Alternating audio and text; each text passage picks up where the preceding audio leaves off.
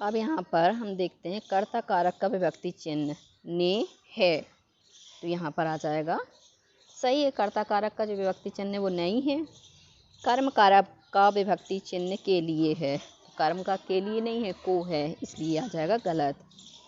करण कारक के विभक्ति चिन्ह से के लिए हैं, तो करण से के लिए है, तो आ जाएगा सही।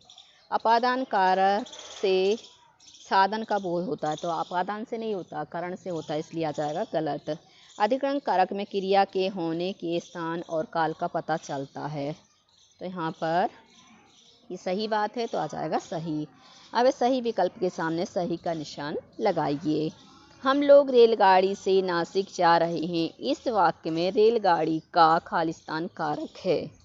अब वहाँ पर देख रहे से किससे जा रहे हैं, रेलगाड़ी से, तो रेलगाड़ी हमें नासिक तक जाने का क्या है, साधन है, तो साधन होने के कारण यहाँ पे जो आपका कारक आएगा वो आएगा करण।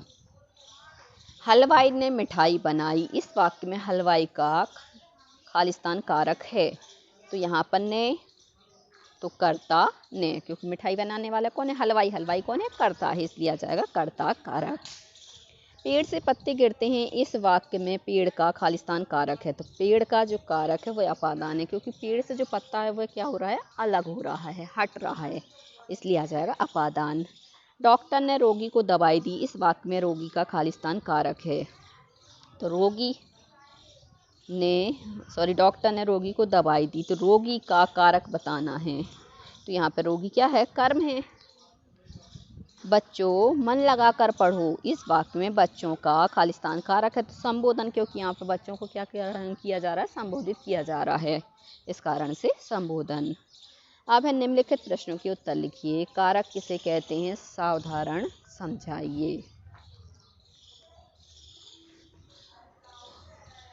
तो हम कारक किसे कहेंगे, तो जिसका संज्ञा या सर्वनाम से संबंध होता है उसे हम कारक कहते हैं। क्या होता है, या तो क्रिया से संबंध होगा या सर्वनाम से संबंध होगा, मतलब संज्ञा और सर्वनाम का क्रिया से संबंध होगा, तो वो क्या कहलाएगा, कारक। सावधारण समझाइए। अब उदाहरण से समझा सकते, पहले तो हम ये बता सकते हैं कि जो कारक हैं वो 8 प्रकार के होते हैं हिंदी में। उदाहरण से जैसे राम ने पुस्तक पढ़ी, तो राम यहाँ पे क्या हो गया, कर्ता कारक। राम ने श्याम को मारा, तो राम कर्ता, श्याम कर्म। तो ऐसे ही हम लेंगे तो पूरे कारक आ जाएंगे। जैसे राम ने रावण को बाण से मारा, तो राम कर्ता, रावण कर्म, बाण से यहाँ पे करण, बाण क्या हो गया, करण। अब कर्ता कारक तथा कर्म कारक से क्या अभिप्राय है, उदाहरण देकर स्पष्ट कीजिए कि कर्म कारक क्या है और कर्ता कारक क्या है। तो कर्ता जो किसी कार्य को, क्रिया को करने वाला जो होता है वो क्या कहलाता है, कर्ता।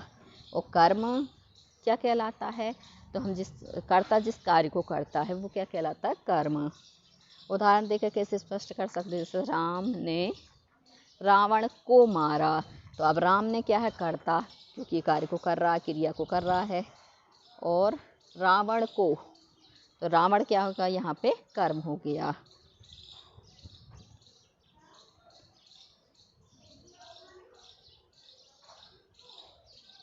अब देखते हैं आगे, संबोधन कारक किसे कहते हैं, उदाहरण देती हुई स्पष्ट कीजिए। संबोधन जैसा नाम से ही स्पष्ट हो रहा है कि जब हम किसी को बुलाते हैं या कुछ अलग शब्दों का यूज करते हैं, संबोधन देते हैं, तो वो संबोधन कारक कहलाता है। जैसे मैंने कहा हे, वो, अरे, ओ, राम, बच्चों, तो ये क्या हो गया आपका संबोधन। उदाहरण के लिए कैसे, वैसे मैंने कहा अरे सुनना, तो अरे शब्द क्या हो गया, संबोधन हो गया। और इसमें आपने देखा होगा विस्मयादि बोधक का एक चिन्ह लगता है। अब इस संबंध कारक को उदाहरण सहित स्पष्ट कीजिए। संबंध, तो यहाँ पर क्या है, हम रिलेशनशिप को बताते हैं। किसको बताते हैं, रिलेशनशिप को। जैसे राम का पुत्र या दशरथ का पुत्र राम, तो यहाँ पे क्या संबंध को बताया जाता है। जहाँ संबंध को बताया जाता है वहाँ पे संबंध कारक होता है। जैसे इसकी पहचान काके की रारेरी।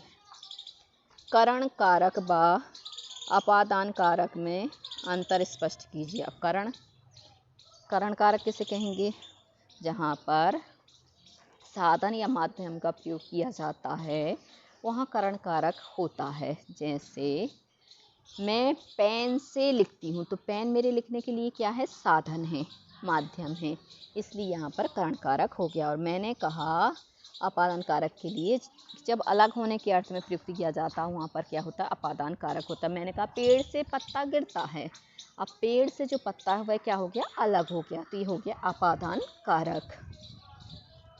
निम्नलिखित वाक्यों में स्थूल पदों के कारक समझाइए।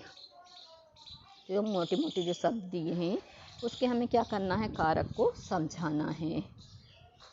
मीरा खीर खा रही है, अब खीर में कौन सा कारक है, तो खीर यहाँ पे कर्म हो गया, क्योंकि मीरा क्या कर रही है, खीर को खा रही है। जब हम यहाँ पे परसर्ग और हमने परसर्ग सहित और रहित पढ़ा था, तो ये रहित है, परसर्ग क्या है, रहित है, इसलिए खीर क्या हो गया, कर्म कारक। रोगियों की सेवा करो, तो रोगियों की, अब यहाँ पे क्या संबंध बताया था, यहाँ पे संबंध कारक हो जाएगा, क्योंकि सेवा और रोगियों की क्या बताया, संबंध बताया है। और की से भी हम पहचान सकते हैं कि संबंध कारक है।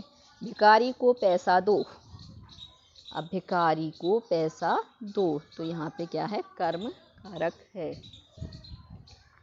हमारा विद्यालय दूर है, तो यहाँ पे क्या है, हमारा विद्यालय दूर है, तो यहाँ पे संबंध है हमारा और विद्यालय के बीच। डाल पर कौआ बैठा है, तो डाल पर कौआ बैठा है, तो यहाँ पे क्या हो जाएगा, अधिकरण कारक। रामू ने चाकू से फल काटा, अब चाकू क्या हो गया, करण कारक हो गया, क्योंकि चाकू के माध्यम से ही उसने क्या किया, फल को काटा। पेड़ से फल गिरा, अब फल यहाँ पर क्या हो गया आपका,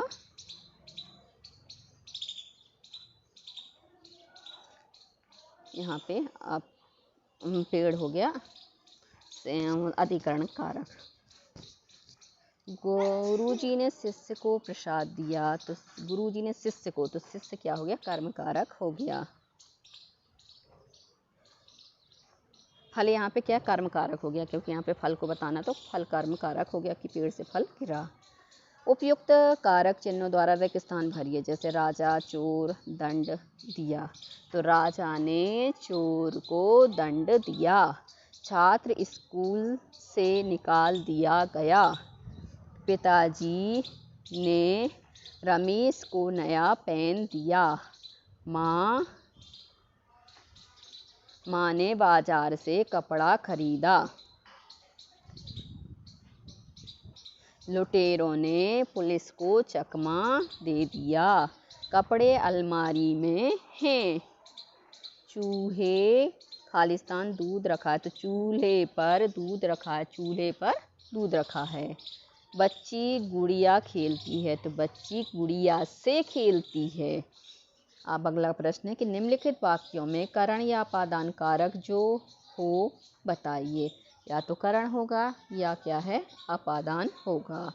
नदी पर्वत से निकलती है, तो नदी पर्वत से निकलती अलग हो रही, तो अलग होने के अर्थ में अपादान कारक होता है।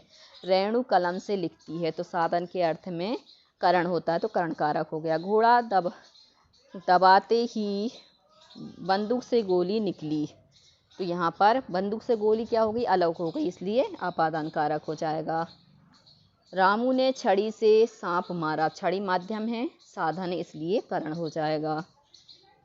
अध्यापक कक्षा से बाहर गए, अब यहाँ पर अध्यापक कक्षा से क्या बाहर हो गए, अलग हो गए, अलग होने के अर्थ में अपादान कारक हो गया। नीचे कारकों के विभक्ति चिन्ह लिखे हैं, उनके सामने संबंधित कारक का नाम लिखिए। तो जैसे की लिखा है तो संबंध कारक, से लिखा है तो अधिकरण कारक, से में मतलब करण कारक। अब से अलग होने के अर्थ में होगा तो अपादान होगा, और अब साधन के अर्थ में होगा तो करण हो जाएगा।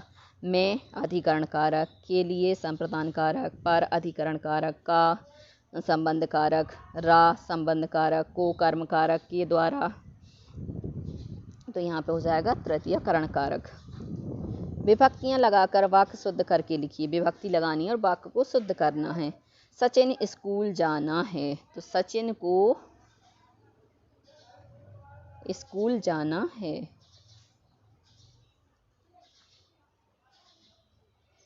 परीक्षा मार्च होंगी, तो परीक्षा मार्च में होंगी। वह रमेश घर नहीं है, वह रमेश के घर नहीं है। मैं शाम आऊँगा, तो मैं शाम को आऊँगा। तो बच्चों आज के लिए सिर्फ इतना ही। यदि आपको हमारा वीडियो पसंद आया है तो लाइक कीजिए, शेयर कीजिए, सब्सक्राइब कीजिए तथा इस पाठ से संबंधित कोई भी प्रश्न नीचे कमेंट्स में पूछ लीजिए। धन्यवाद।